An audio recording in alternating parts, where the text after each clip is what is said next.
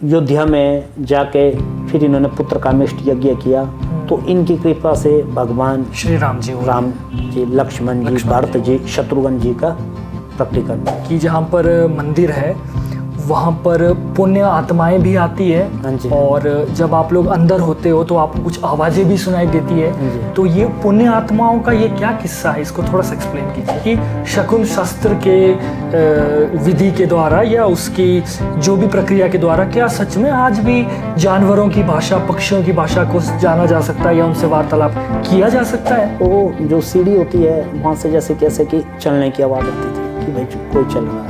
तो मैंने कहा ये क्या बोल रही है? बोले ये कह रही है आग लगने की खबर आएगी। तो मैंने कहा अच्छा। मैंने कहा कब? बोले ये कह रही 2 दिन में। तो दूसरे दिन हमारे एक काम वाला आता था, तो राम सिंह उसका नाम था। तो बोला जी पंडित जी मैं आज काम नहीं आऊँगा। हमने कहा क्यों? बोला मेरी रिश्तेदारी में कहीं आग लग गई।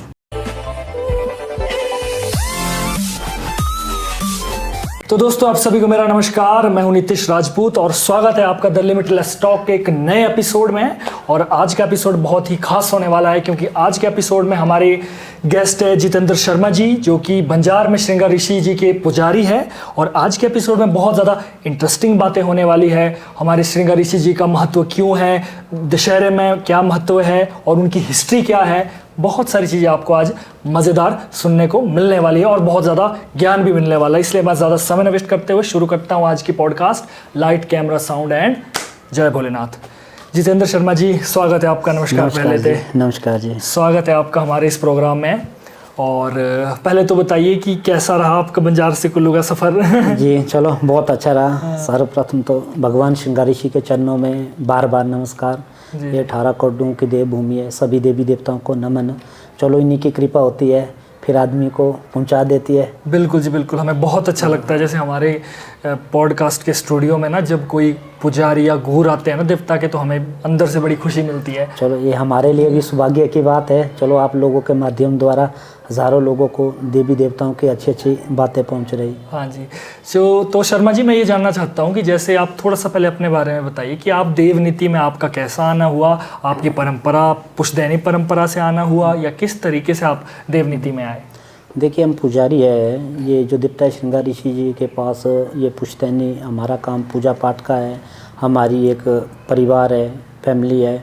तो हमें तो यही है कि जब अयोध्या से महाराज दशरथ जी ने कहा कि ऋषि जी के स्थान पे छोड़ के आओ, तो गुरु विशिष्ट के शिष्य उनके साथ एक भेजे थे पूजा अर्चना कर ली। तो उन्हीं के वंशी जागे हम हुए। तो हम विशिष्ट गोत्री ब्राह्मण हैं, तो पैतृक दर से वहीं पूजा पाठ करते आए। क्या बात है, बहुत बढ़िया बहुत बढ़िया। हमारे दशहरे में भी बहुत सारा बातें सुनने को मिलती है देवता के बारे में कि बहुत बड़ा महत्व है। चलिए उस बारे में बाद में बात करेंगे। पहले सबसे बात करते हैं कि श्रृंगार ऋषि जी की हिस्ट्री क्या है और कहाँ से मतलब कैसे ये देवता रूप में आए और इतना ज़्यादा क्या इनका ऐसी हिस्ट्री है जिसकी वजह से लोग इतने प्रचलित है। जी ये देखिए देवता जी की जो संपूर्ण हिस्ट्री दी गई है, पहले तो ये बता दूं मैं, इसका उल्लेख जो महाभारत है उसका जो वन पर्व है उसके दूसरे खंड में इसका विस्तृत उल्लेख दिया गया है। जी जी। तो घटना ऐसी है, तो एक बार जब आकाश में ब्रह्मदेव जी अपने विमान पे विचरण कर रहे थे, तो वहाँ एक देवकन्या उनको एक ही दृष्टि से निहारने लगी, निर्निमेष।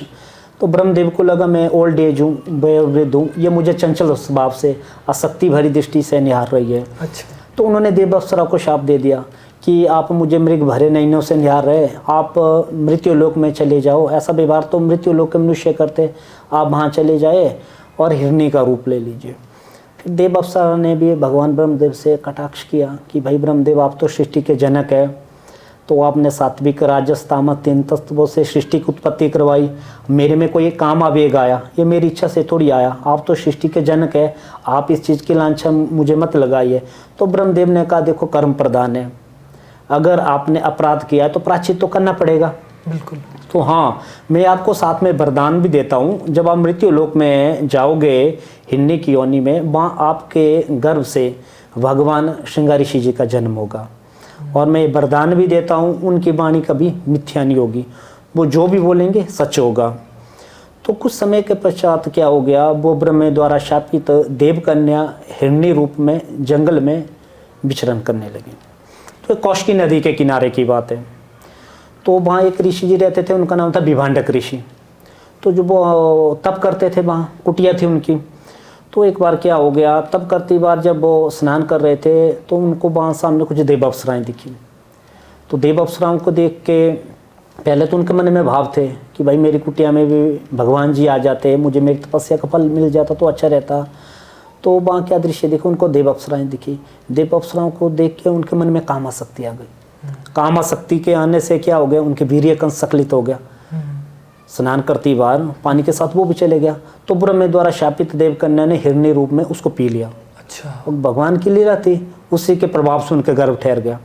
तो जब गर्भ छोड़ने का समय हो गया तो देव अप्सरा ने वो गर्भ ऋषि जी की कुटिया के पास छोड़ दिया, फिर पुनः देवलोक को चले गए। तो जब ऋषि जी ने अपने योग बल से इस चीज़ पे अनुसरण किया कि ये तो मेरे ही अंश का तेज है। बिल्कुल। अब बचपन से इनके सिर पे एक सींग था। अच्छा, ऋषि सिंह जी के। जैसे श्रृंगा ऋषि श्रृंग बोलते हैं। ऋषि के। अच्छा जी। अब श्रृंग माने शिखर, शिखर। श्रृंग माने शिखा, श्रृंग माने शिव भी, श्रृंग माने एक हिरण का सींग भी।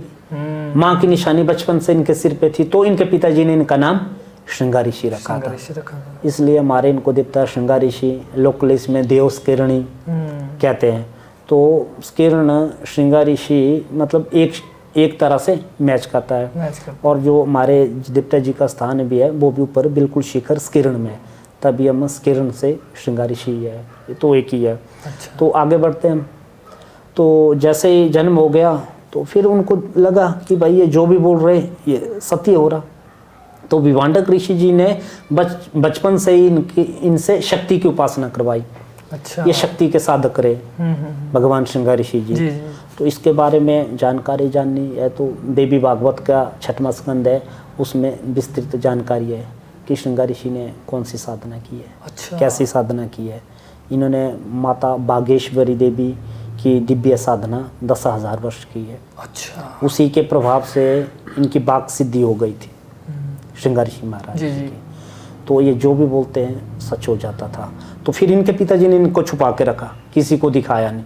अच्छा, शक्तियों के प्रभाव के कारण ना। हाँ जी, छुपा के रखा, किसी को दिखाया नहीं। श्रृंगा ऋषि ने तो अपने जीवन में किसी स्त्री को देखा नहीं, देखा ही नहीं।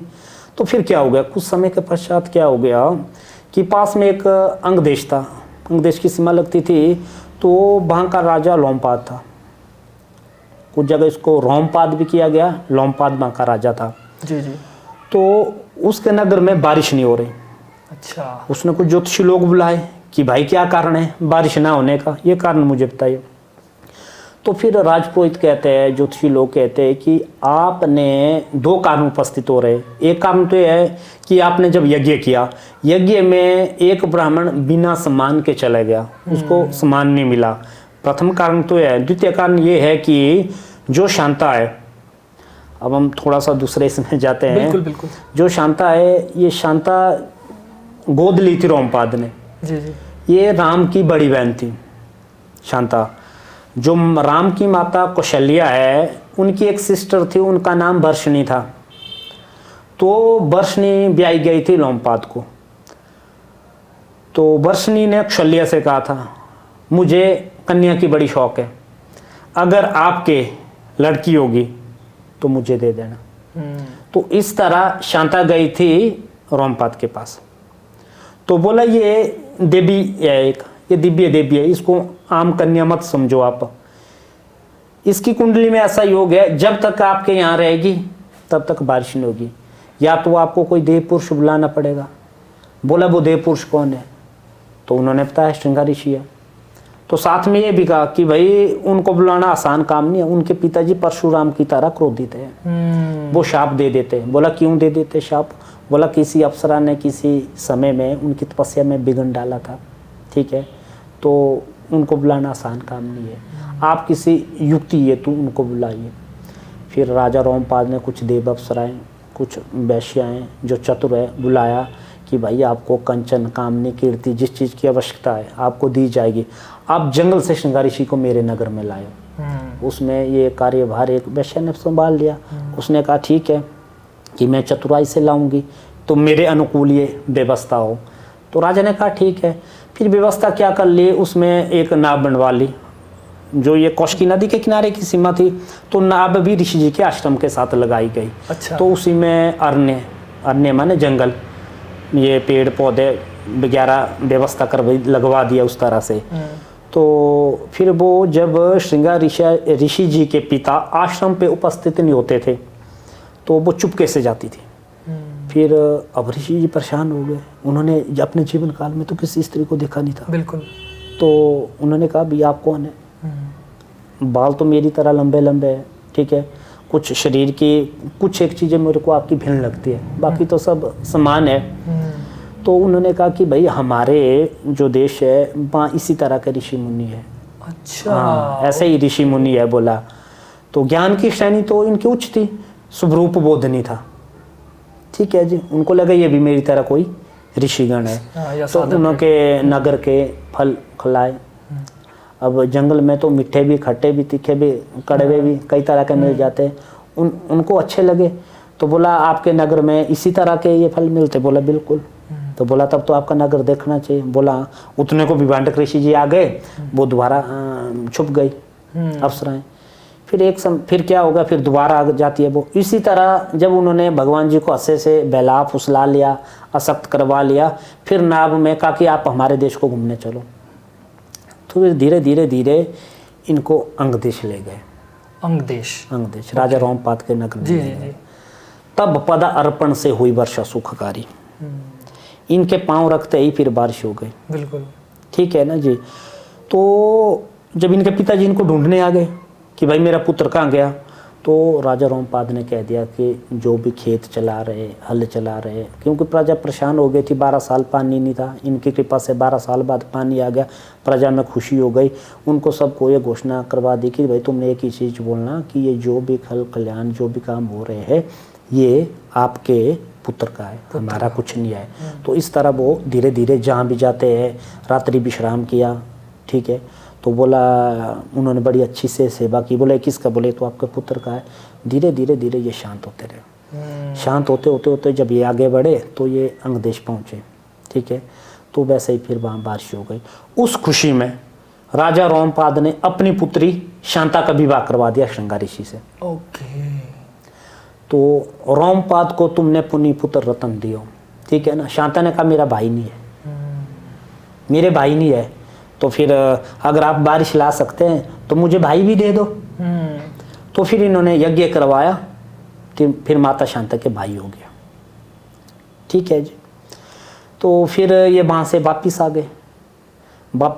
तो वापिस आने के बाद कौशलेश दशरथ फिर अंगदेश आए। शांता सहित श्रृंग तुम्हें अब्धपुरी ले आए। अथर्व वेद से तुमने अवति दी सारी, राम भरत लखन शत्रुघ्न सुत जन्मे चारी। फिर साफ बताया। तो वहाँ से फिर महाराज दशरथ जी अयोध्या से अंगदेश आए, वहाँ से श्रृंगार ऋषि को ले गए। तो अयोध्या में जाके फिर इन्होंने पुत्र कामेष्ट यज्ञ किया। तो इनकी कृपा से भगवान श्री राम जी, लक्ष्मण जी, भरत जी, शत्रुघ्न जी का प्रकटीकरण हुआ। देखिए कितनी खूबसूरत बात है हमारे प्रदेश की ना जी। श्रृंगार ऋषि जी की इतनी गहरी बात शायद मुझे लगता है काफ़ी लोगों को पता होगी, नहीं भी होगी, लेकिन आज आपने बताई और लोगों तक बात पहुंची है। और भी बहुत सारी बातें जो लोगों तक पहुंचेगी कि रामायण में हमारे श्रृंगार ऋषि जी का कितना बड़ा योगदान है जी। सत्यता है जी। और उसके बाद फिर दशहरा है, तो बहुत सारी ऐसी चीज़ें हैं जो बड़ा मज़ा आएगा आप सबको सुनने के लिए। तो वीडियो को लाइक ज़रूर कर दें और आगे बढ़ते रहें और वीडियो को पूरी ज़रूर देखें। तो चलिए जी आगे थोड़ा सा बताइए फिर उसके आगे।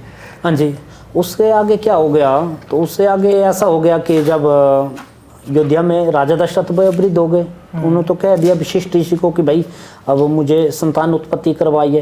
तो वशिष्ठ ऋषि के कहने पे महाराज दशरथ जी इनको अयोध्या ले गए थे। अयोध्या में जब भगवान राम जी का जन्म हो गया तो फिर बड़ी खुशी मनाई गई, ठीक है ना, बहुत बड़ी खुशी मनाई गई।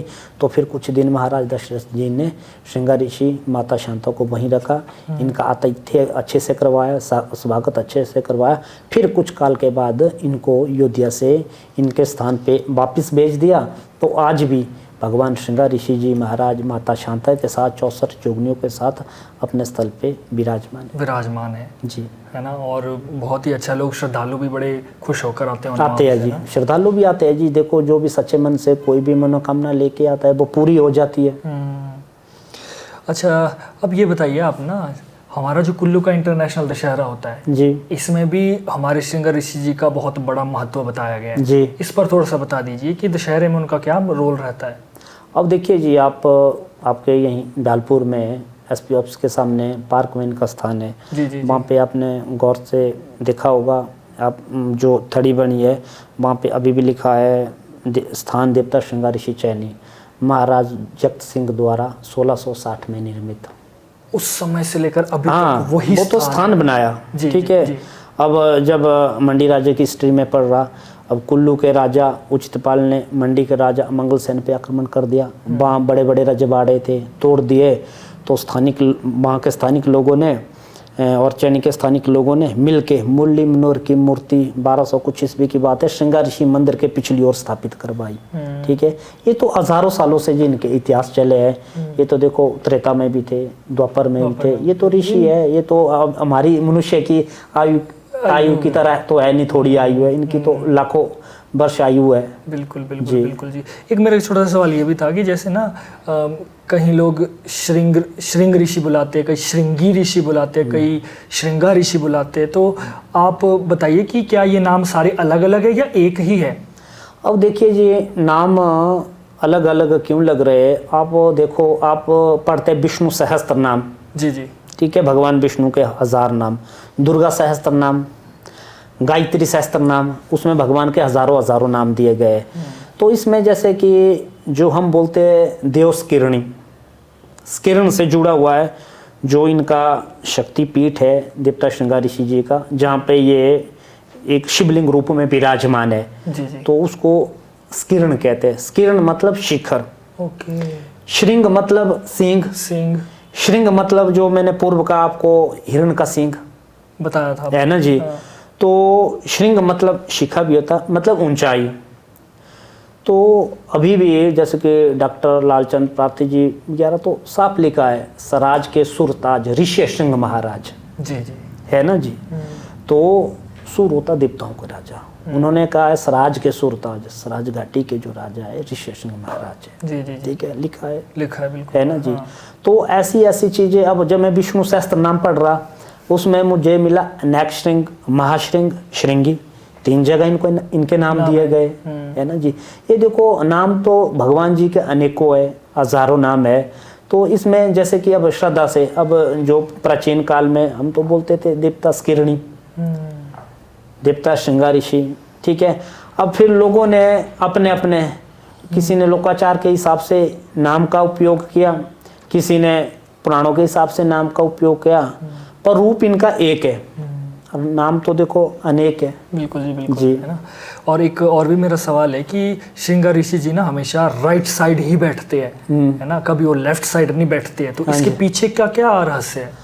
अब देखिए जी, ये राइट साइड बैठते हैं। मैं आपको बता दूं, जब श्रृंगार ऋषि महाराज 5 साल के बाद अपना जो समीप वाला क्षेत्र है, जिसको 5 कोठी हम कहते हैं, जी जी जी, खाड़ागाड़ कहते हैं, त्रिलोकपुर कहते हैं, फतेहपुर कहते हैं, शिकारी, चैनी, तो इसमें अपनी परिक्रमा करते हैं। तो 12 साल बाद अपने बार वाले क्षेत्र की परिक्रमा करते हैं। 18 साल बाद ये पूरे डिस्ट्रिक्ट कुल्लू की ढोलगढ़ हमटा मलाना से लेकर निरमंड तक इनकी परिक्रमा होती है। अच्छा। डिस्ट्रिक्ट कुल्लू के एक छोर से दूसरे छोर तक ये परिक्रमा करते हैं। ठीक है, तो उस वक्त इनको सम्मान था। ये तो महाराज जगत सिंह ने भगवान रघुनाथ जी को यहाँ लाया। उससे पूर्व भी भगवान श्रृंगार ऋषि जी डिस्ट्रिक्ट कुल्लू की एक छोर से दूसरे छोर परिक्रमा करते थे। इनकी परिक्रमा का प्रमुख उद्देश्य तो एक ही रहता है, प्रजा के बीच में इतिया, बीतिया, महामारियां, बीमारियां, प्राकृतिक कोप, उसकी शांति होए, सुख समृद्धि लोगों के बीच में बनी रहे। इसलिए ये 12-18 साल के बाद परिक्रमा करते हैं। बिल्कुल, बहुत अच्छा कहा आपने। श्रृंगार ऋषि जी को कलयुग का राजा भी माना गया है और लोग भी न्याय मांगने के लिए आते हैं और राज न्याय के लिए भी वहां पर आते हैं। तो मैं जानना चाहता हूँ कि ऐसी क्या शक्ति है वहां पर कि राज न्याय तक के लिए भी वहां पर लोग पहुंचते हैं। अब देखिए जी, सच्चाई की बात है, आपने राज न्याय की बात की। अब मैं थोड़ा सा कहानी के पिछले भाग में आपको ले जाऊंगा। जरूर।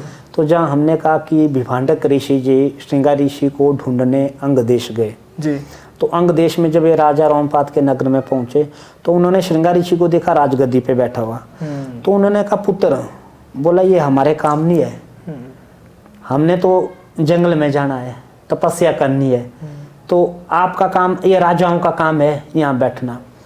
तो श्रृंगार ऋषि ने, विभांडक ऋषि ने कहा कि पुत्र आप यहाँ से नीचे आ जाइए। तो फिर श्रृंगार ऋषि ने कहा पिताश्री, मैं अपनी इच्छा से इस राजगद्दी पे नहीं बैठा, मुझे राजा ने इस पे बिठाया है, शांता को भी इस पे बिठाया। तो फिर थोड़ी देर के लिए विभांडक ऋषि को थोड़ा सा क्रोध आ गया नेचुरली। हाँ, फिर उन्होंने कहा, बोला अगर राजा को न्याय करना नहीं आएगा तो ऐसे ही हाल होंगे। तो बोला इसलिए मैं तेरे को वरदान भी देता हूँ, राज दरबार के फैसले तेरे पास होंगे। राज दरबार के फैसले तेरे पास होंगे। आज भी न्याय के लिए देवता जी के पास आते हैं, हमारे कुल्लू के राजा मेश्वर सिंह जी भी राजपूछ डालने के लिए वहाँ आते हैं, और भी जगह से न्याय के लिए आते हैं। वहाँ तो देखो जी, एक आम इंसान से राजा महाराजा तक न्याय के लिए जाते हैं। अब क्यों?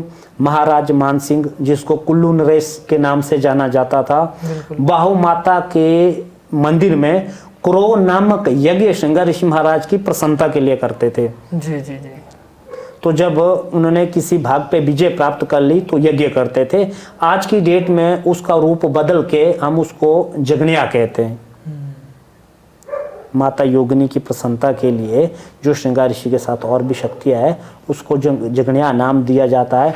महाराज टेडी सिंह, विधि सिंह द्वारा इनको अनेक अमूल्य भेंटें दी गई है, जो सिल्वर गोल्ड में हीरे जड़े हुए हैं। जब देवता जी बाहर निकलते हैं, उन आभूषणों को अभी भी लगवाया जाता है, जो उन्होंने अपनी दिग्विजय पे देवता जी को उपहार स्वरूप में भेंट की है। जी जी जी जी।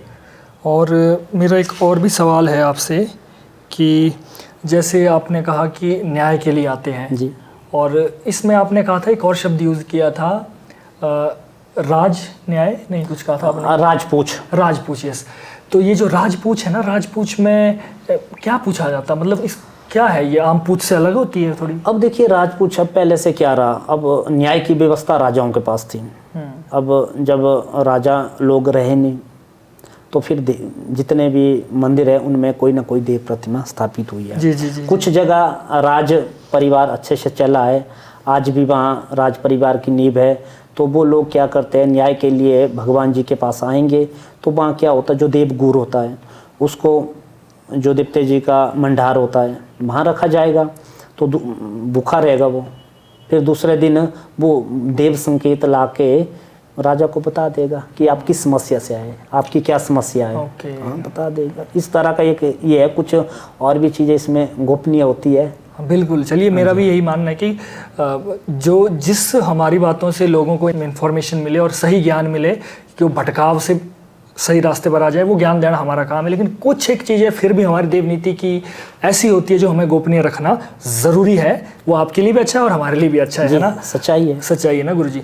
तो गुरुजी, मैं एक और चीज़ जानना चाहता हूँ। जैसे हमारे ना सब्सक्राइबर है ऑल ओवर इंडिया के। हाँ जी। कोई दिल्ली से है, मतलब आउट ऑफ इंडिया से भी है। हाँ जी। तो मैं आपसे ये जानना चाहता हूँ कि हमारे जो सब्सक्राइबर है वो कभी ना कभी मुझसे ये पूछते रहते हैं कि आपके देवी देवताओं के पास हमने आना था, तो क्या श्रृंगार ऋषि जी के पास हिमाचल के बाहर से भी श्रद्धालु आ सकते हैं वहाँ पर पूछ डालने या उनसे आशीर्वाद लेने?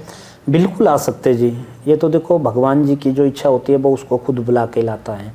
थोड़ा सा आपने जो क्वेश्चन किया था कि सब आ सकते हैं, ये तो अच्छी बात है, भगवान के पास आना चाहिए। ठीक है, अगर किसी को भगवान के पास आके लाभ मिल जाता है, समस्याओं का समाधान मिल जाता है, वो तो अच्छी बात है। तो आपने बात की थी कि भाई राइट वाली साइड श्रृंगार ऋषि जी आते हैं, वो प्रसंग हमारा पूरा नहीं हुआ था। जी जी जी। उसमें क्या हो गया था, फिर देवता श्रृंगार ऋषि जी महाराज, बीच में राजपूछ वाला आ गया। तो जो देवता श्रृंगार ऋषि महाराज डिस्ट्रिक्ट कुल्लू में एक छोर से दूसरे छोर तक परिक्रमा करते हैं। तो डिस्ट्रिक्ट कुल्लू में उनको इतना बड़ा सम्मान दिया जाता। ठीक है, अभी भी हम जब ऑर्ट्स राज जाते हैं, निर्मंड जाते हैं, तो वो कहते हैं वहाँ के जितने भी देव खेल में जब गुरु बोलते हैं कि राजा आ गया, तो कुछ जगह अभी भी है वो घंटी दर्श नीचे छोड़ देंगे, पण जी आप पूजा करो। ठीक है, हमारे मतलब सभी देवी देवताओं को आप पूजा करें, क्योंकि हमने इनको प्राचीन काल से राजा माना था। जी जी। अब समय के बदलाव के साथ अच्छी चीज़ है, होना भी चाहिए बदलाव, तो अब उतना ना तो देखो समय मिल पाता है, और व्यवस्था भी कुछ शब्द शास्त्रियों ने क्या कर दिया, पुराणों के साथ देवी देवताओं के नाम को जोड़ना शुरू कर दिया, जो एक विडंबना का बात है। जो देवता राइट वाली साइड बैठते थे वो एक सम्मान देते थे। अब 18 साल बाद भगवान श्रृंगार ऋषि जी आ गए, इनके आने से फल फ्रूट अच्छे हो गए, बीमारियों का शमन हो गया, सुख शांति की समृद्धि हो गई, तो सभी देवी देवता इनको सम्मान देते थे। वो सम्मान का एक प्रतीक था कि उस वक्त बड़े कुछ एक देवी देवता थे जो उस शुभ रूप में थे, जिसको कहते हैं पालकी शुभ रूप में थे। अन्य देवी देवता कोई छड़ी रूप में था, कोई निशान रूप में था, ऐसे ऐसे रूप में थे। इसलिए वो ये तो एक सम्मान का प्रतीक है, जो बोलते थे कि भाई राइट वाली साइड बैठो, वो एक सम्मान। और बाकी तो देखो सभी देवी देवताओं की शक्ति है अपने प्रांत में, अपने क्षेत्र में, अपने एरिया में, अपनी जगह में, सभी देवी देवताओं की शक्ति है। हम भी जब सुबह शाम उपासना करते हैं तो मैं खुद अपनी बात कहूँ, मैं भी 200 से 300 देवी देवताओं के नाम अपनी संध्या में लेता हूँ।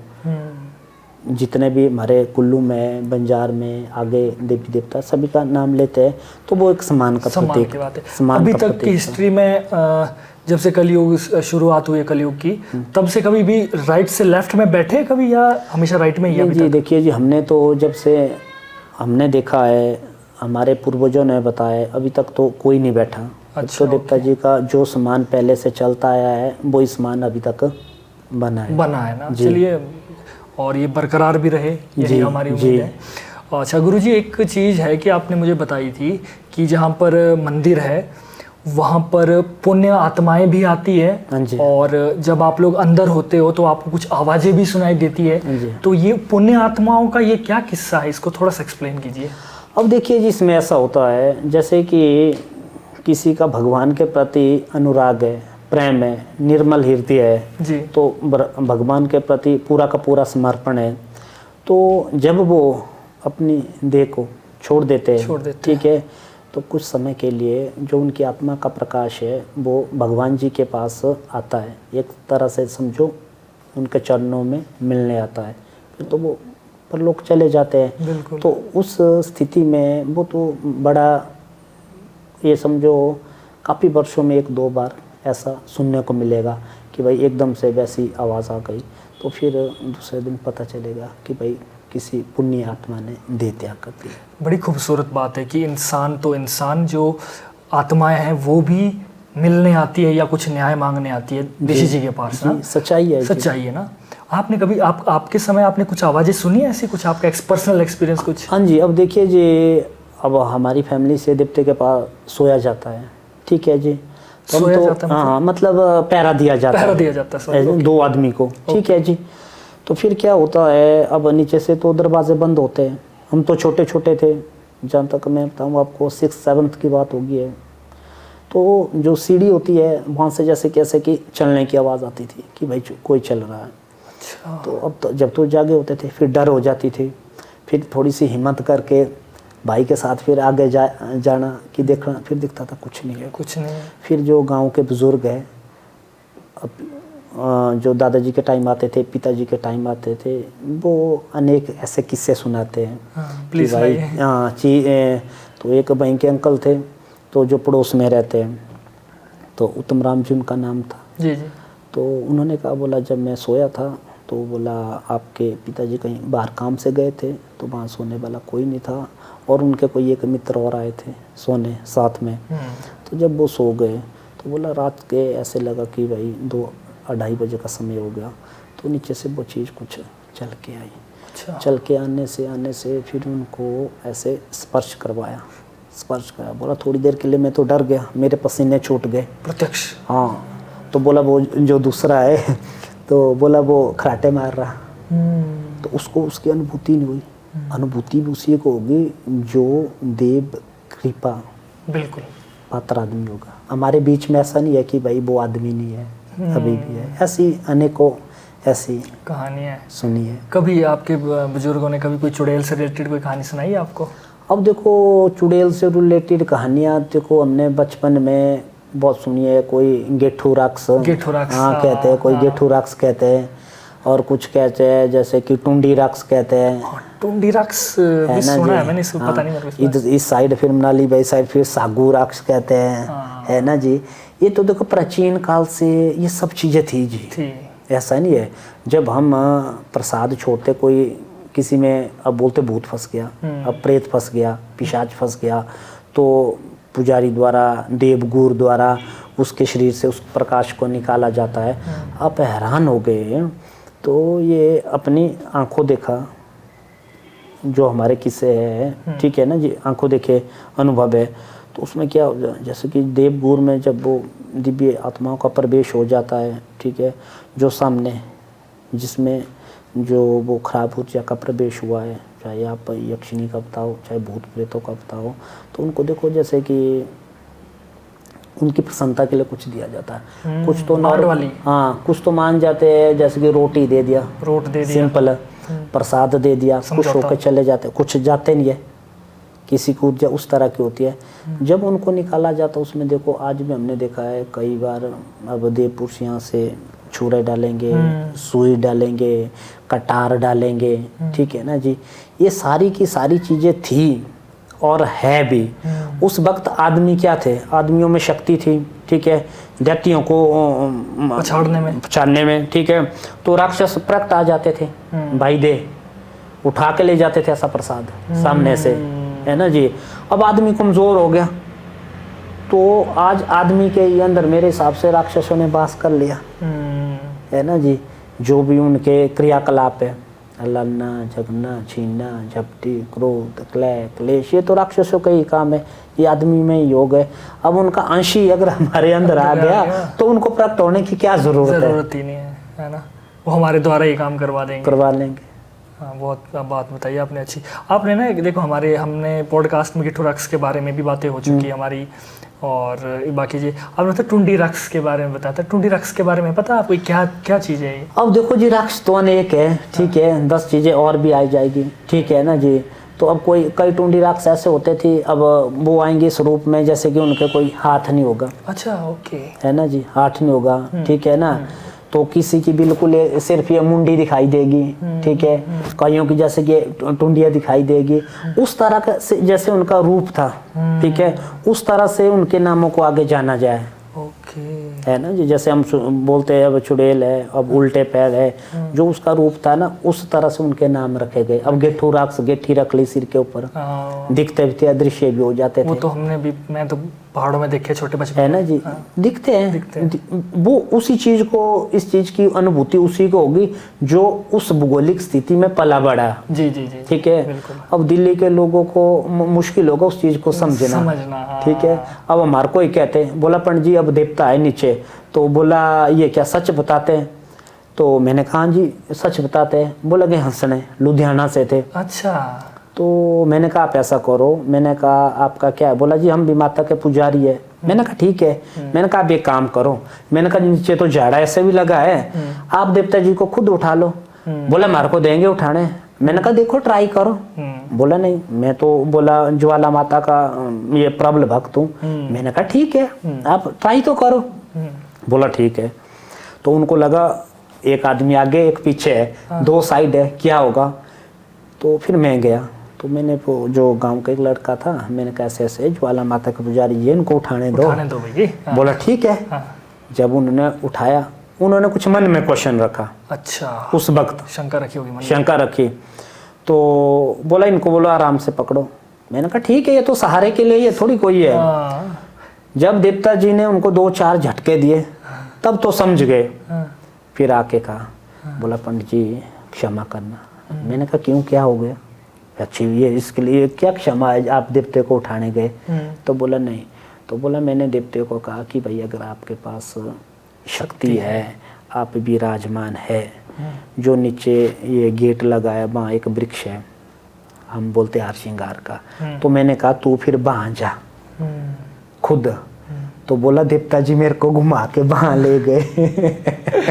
कितनी खूबसूरत बात है ना। हाँ जी, ऐसी ऐसी अनेक चीजें हैं ना जी। देखिए मैं उनको भी हम गलत नहीं बोलते हैं, क्योंकि उनका जो है वो जीवन की दिनचर्या ही ऐसी जगह पर हुई है जहाँ पर देवी देवताओं का कम है। दिल्ली हो गया, लुधियाना, पंजाब और भी जगह, चलो पंजाब में तो फिर भी थोड़ा बहुत है। नहीं जी, आपकी बात सत्य है, मैं काट रहा। अभी होशियारपुर की बात है, कुछ साल पूर्व की बात है, तो हमारे दिप्ते के पास सुबह करते सफाई, एक आंटी आ गई, बोला मैंने यहाँ सफाई करनी। तो हमने कहा आंटी आप सफाई करो, कोई बात नहीं है, अच्छी बात है सफाई करनी, पर ऐसा जो ये योगिनियाँ है, यहाँ योगिनियाँ है, इनको आप मत छेड़ना मत। हम साल का इनको एक ही बार निकालते हैं, नित्य है, खर्चोपचार से तो पूजा होती है, बिल्कुल लाते दुलाते हैं, पर हम उठाते नहीं है। बिल्कुल। बोला क्यों नहीं उठाते? बोला फूल की धूड़ हो गई, ये तो बोला उठाना चाहिए। मैंने कहा हम मतलब फागुन महीने में, फरवरी में 12-13 मतलब संक्रांति के दूसरे दिन सिर्फ उठाते हैं जी जी, साल का एक ही बार। मैंने कहा ऐसे नहीं उठाते, रिचुअल्स जो चले आ रहे हैं उसी तरीके। बोला नहीं। मैंने कहा ठीक है। तो जैसे ही उन्होंने एक ही मूर्ति उठाई थी तो बड़े जोर से चीखे, ओके, आवाज दी, बोला इधर आ इधर आ। मैंने कहा क्या हो गया? तो बोला सांप। आप ये अभी की बात है, कोई ज़्यादा पुरानी बात नहीं है, मेरी कानों सुनी, अच्छा, आंखों देखी तो उनको हो गई, जो आंटी सफाई कर रहे थे हाँ। उनको सांप दिख रहे, मुझे सांप नहीं दिख रहे। अच्छा। तो फिर मैंने लाया फैमिली से कुछ और बुला के, हाँ। मैंने कहा भाई कोई डंडा डुंडा लाओ, ठीक है। तो अंदर जो आंटी सफाई कर रहे वो है सांप। तो जब आए तो हमारे को 5-7 आदमी को सांप नहीं दिख रहा था, उनको दिख रहे 2-2 सांप, ठीक है। अच्छा।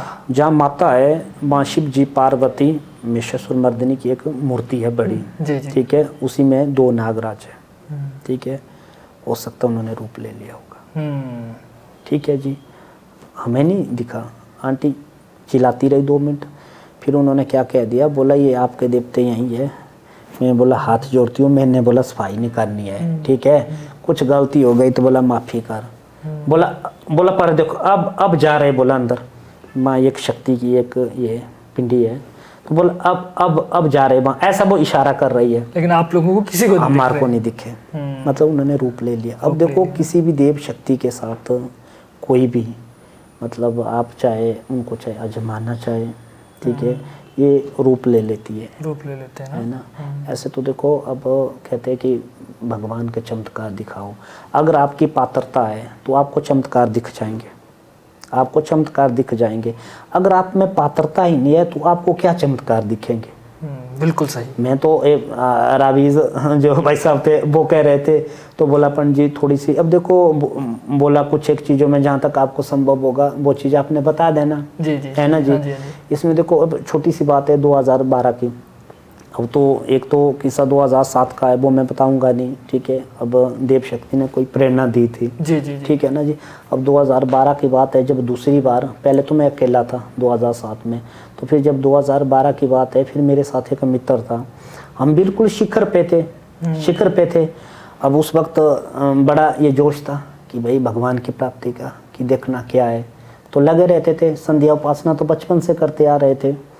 तो जब वहाँ गए तो भादों का महीना था, ऊपर से बरसात हो रही थी, वहाँ एक नाला आता है तो 12-12 फीट वहाँ घास होती है, अब चलना बड़ा मुश्किल है। हम गए, हमारे को था ही ऐसा कि वहाँ कोई तीसरा आदमी हमें मिले ना। अच्छा। अब जैसे ही हम वहाँ पहुँच गए, वहाँ पहुँचते ही क्या हो गया, तो जब मंदिर में पहुँचे तो थोड़ी सी वहाँ मधुमक्खी आ गई, हमने सोचा शुभ शकुन है, शुभ शकुन। जब शुभ शकुन होने के बाद फिर हम दोनों वहाँ बैठ के, तो वो जो दूसरा मित्र था उसने नित्य प्रातःकाल फूल लाने पूजा के लिए, तो 5 दिन हो गए मैंने कोई खाना नहीं खाया, 5 दिन हो गए कोई खाना नहीं खाया।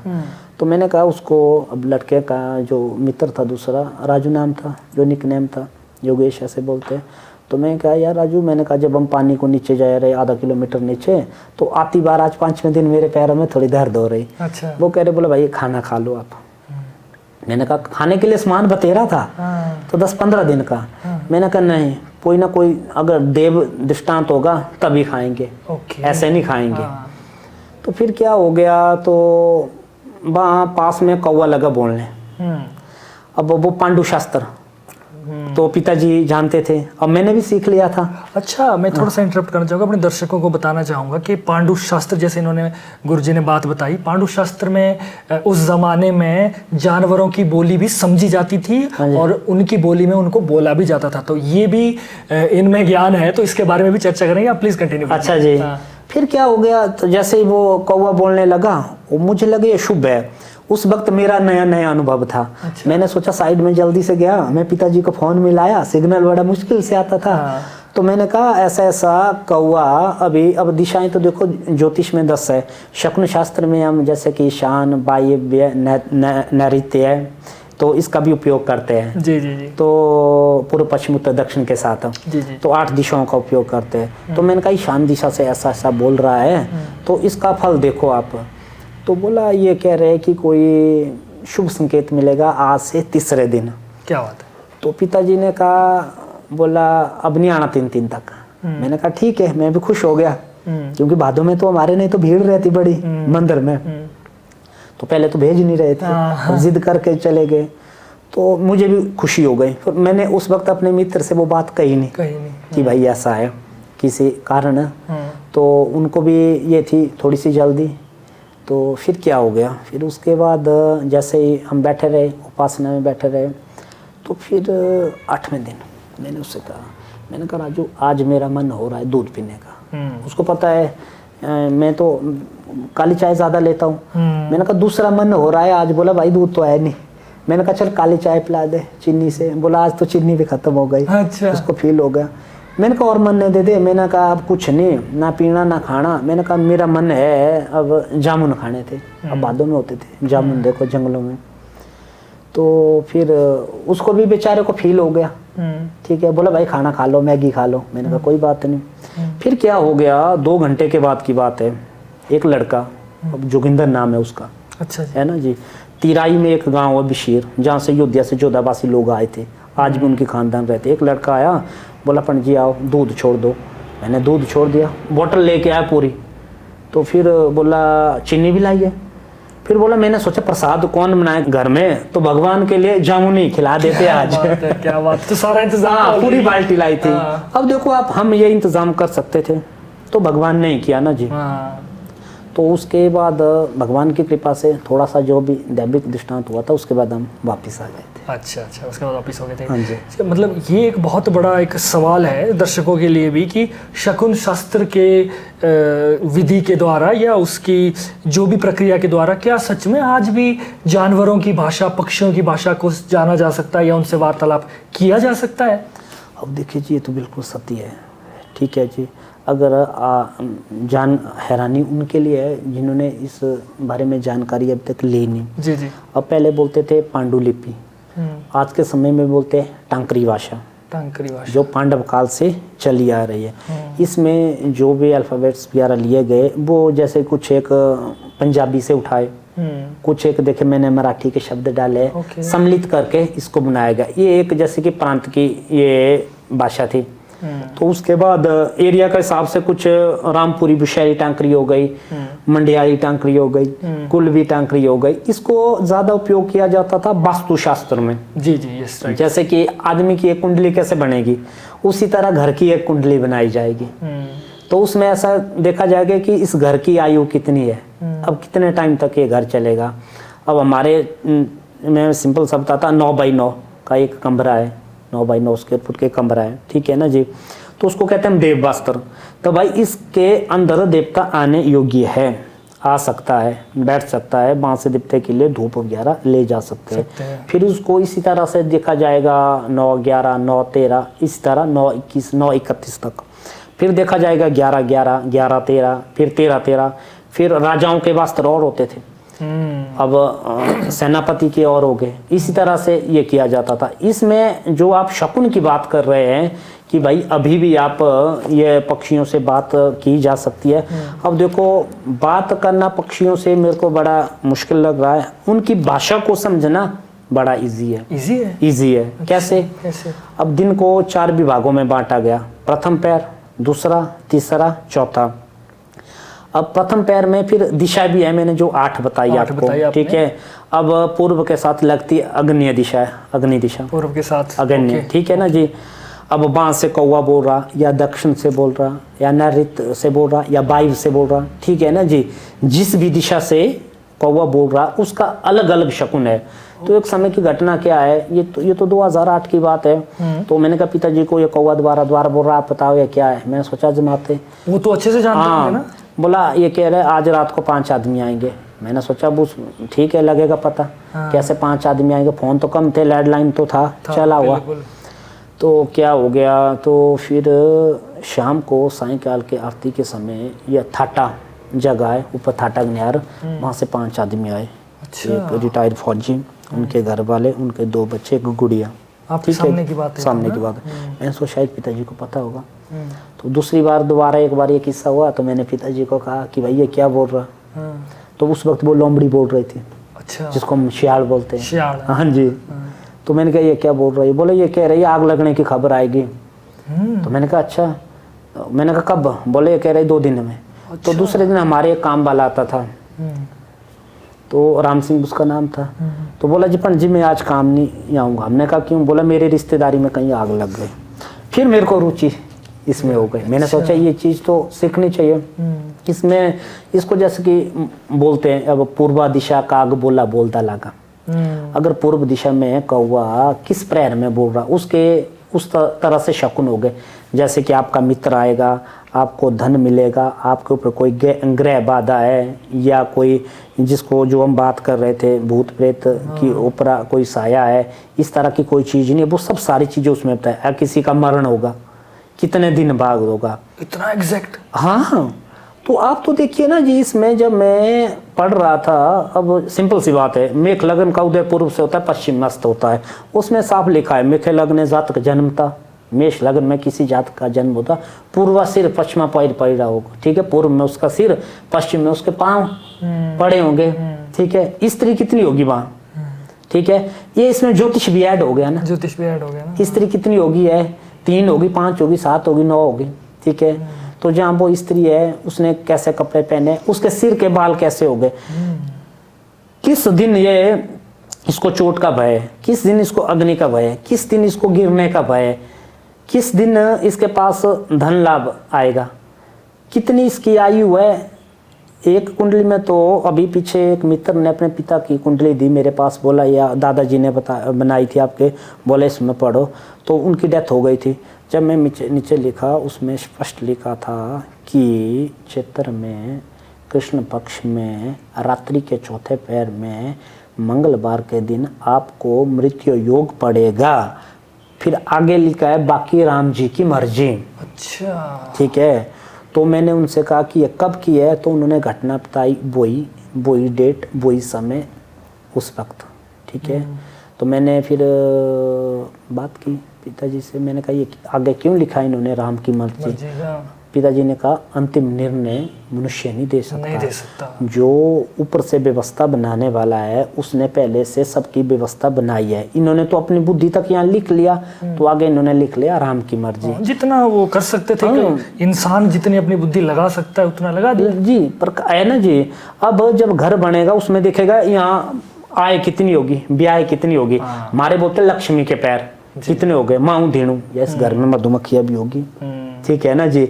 तो इस घर में आपका मतलब रथ किस चीज का है, हंस का है, गरुड़ का है, इस तरह से देखा जाएगा। 50 चीजें शुद्ध की जाएगी, तो शकुन शास्त्र में इसका ज्यादा उपयोग किया जाता था। आपने एक चीज कही थी ना कि देवता एक जगह पर हमारे बंजार घाटी में ही कहीं शायद शिवलिंग के रूप में प्रकट हुए थे। अच्छा, वो कौन सी जगह है? और वो है थ्रिमलेआल जी, जो थ्रिमलेआल है ना जी, थ्रिमलेआल थे जो हमारे जो श्री कारदार जी होते हैं। अब उनके घर वालों को एक आवाज़ सुनाई देने लगी कि भाई मैं आऊँ।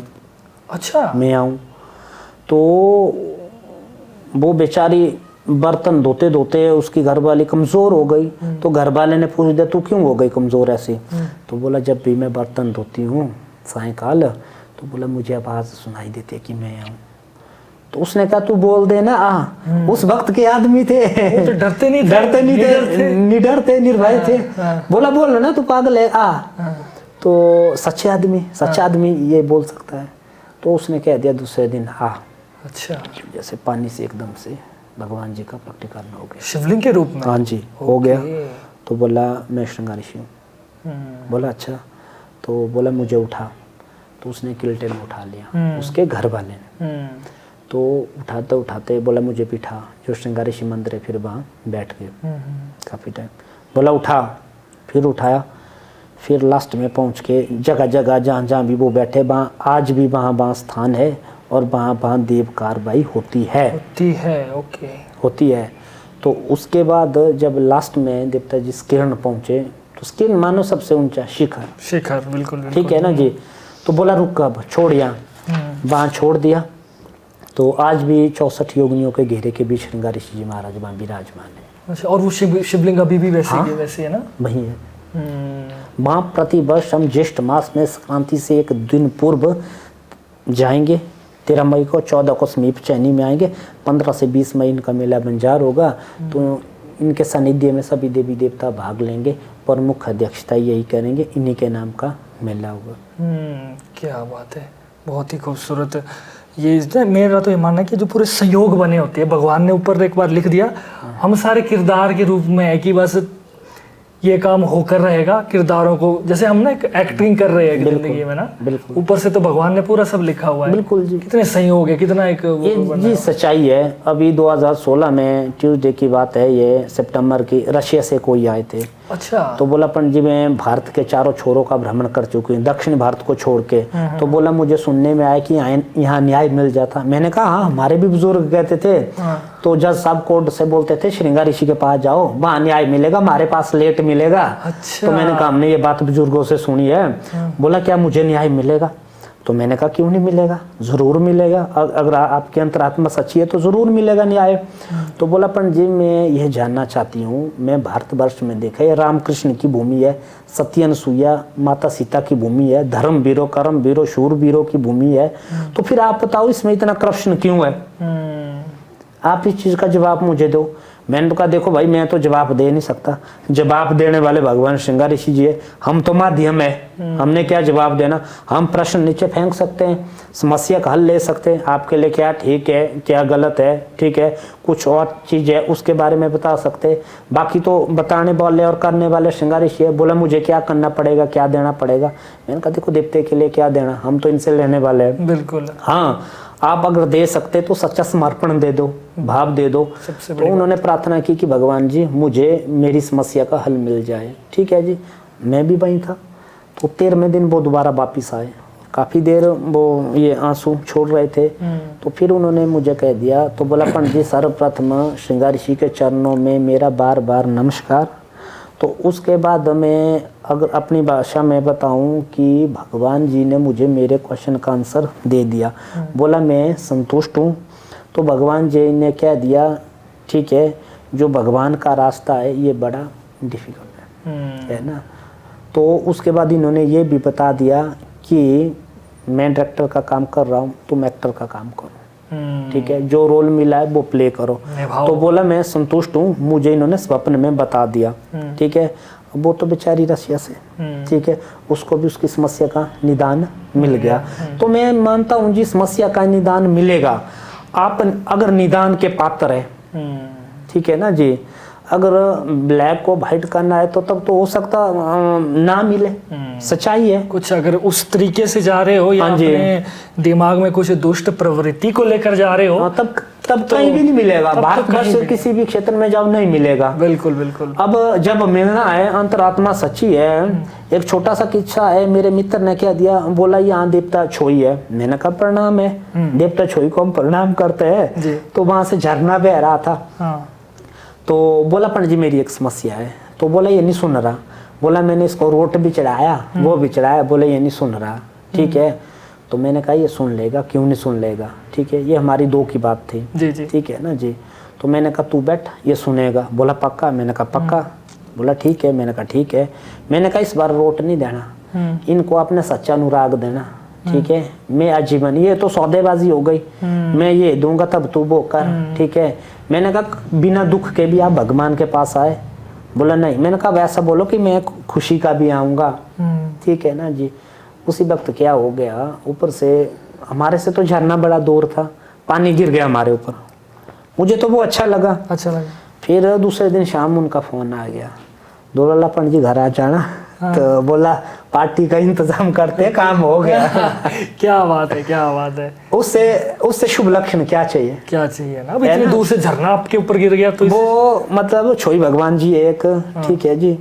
तो ये बात आपके 2017 की है। अच्छा, अभी की बात है। हाँ जी, बस मलाना यात्रा से कुछ दिन पूर्व की बात है ये। आप मलाना यात्रा भी करते हैं?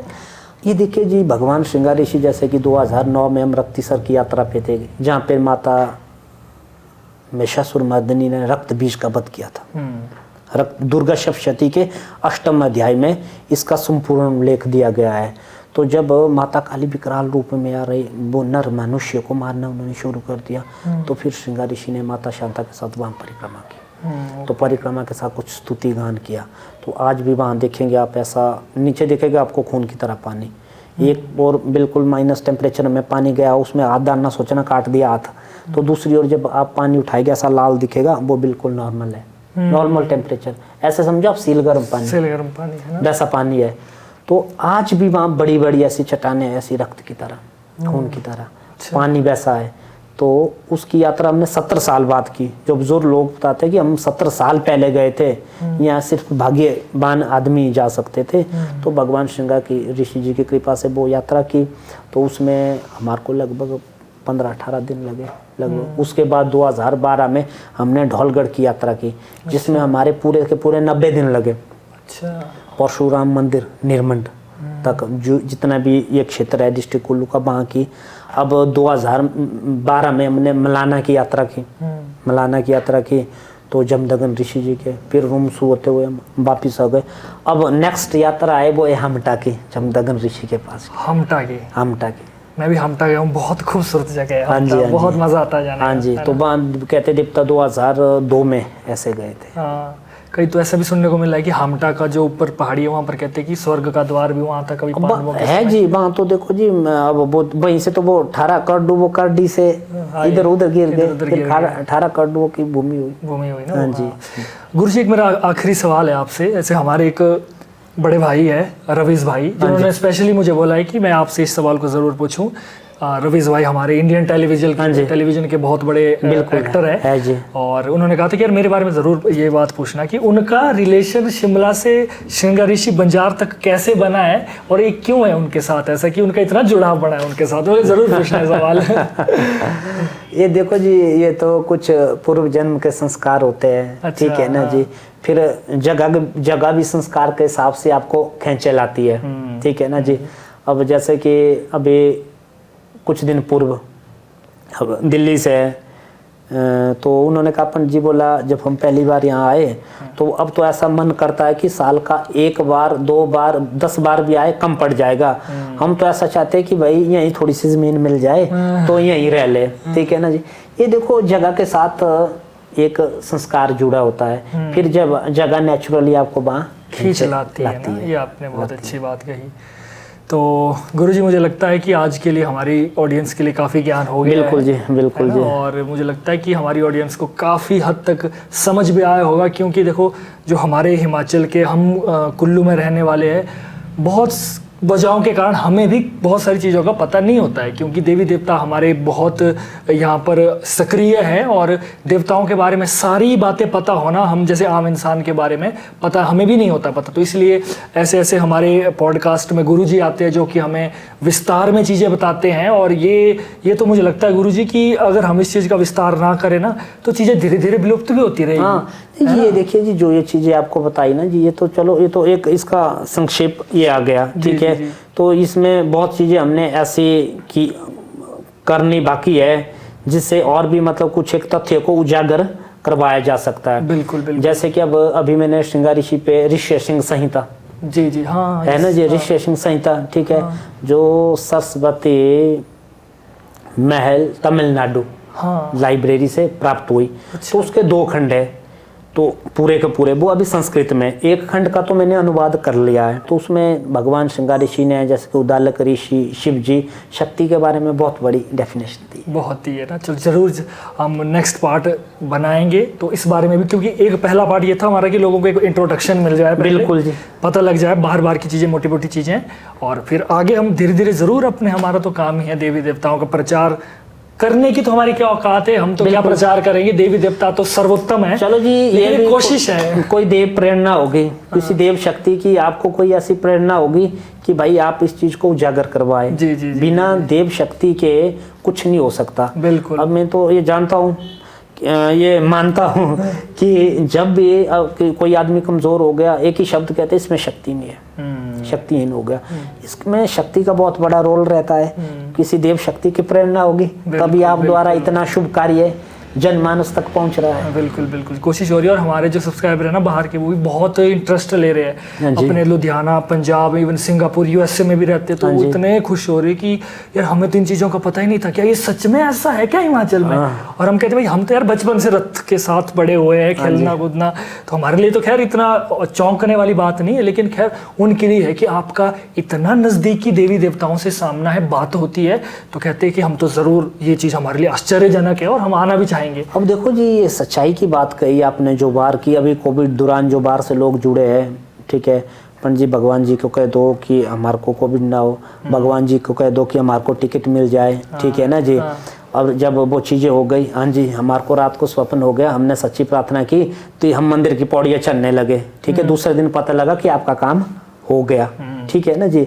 अब बाहर से भी, जैसे कि मैंने वो आपको रशिया वाली बात बताई, ठीक है जी, बाहर से भी अनेक लोग इसका लाभ ले रहे हैं। पर बात ये है कि उन तक जो एक जानकारी है वो अच्छे से पहुंच नहीं पा रही, आप लोग पहुंचा रहे। बिल्कुल, ये बड़ी भाग्य की और सौभाग्य की बात है। जी जी, लोगों का भला हो रहा।